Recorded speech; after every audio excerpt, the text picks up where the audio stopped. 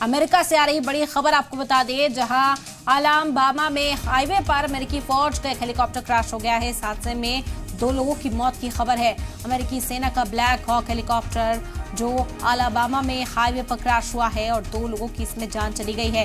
बड़ा हादसा पेश आया है। आपको तस्वीरें भी दिखा रहे हैं हेलीकॉप्टर क्रैश की। यह हेलीकॉप्टर क्रैश हुआ जिसमें 2 लोगों की मौत की खबर सामने आई है। अमेरिका से बड़ी दर्दनाक खबर इस वक्त की आप तक पहुंचा रहे हैं। आपको बता दें कि अमेरिका में ये अलाबामा हाईवे पर अमेरिकी फौज का एक हेलीकॉप्टर क्रैश हुआ है। 2 लोगों की मौत की खबर भी सामने आई है।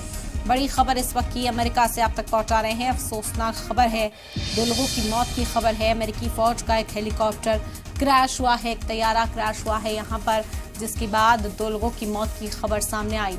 दर्दनाक खबर अमेरिका से इस वक्त। हाईवे की तस्वीरें भी आप देख सकते हैं। यहाँ पर एक हेलीकॉप्टर क्रैश हुआ है जिसमें 2 लोगों की मौत हो गई है। बताया जा रहा है कि अमेरिकी फौज का हेलीकॉप्टर था जो यहाँ पर क्रैश हुआ है।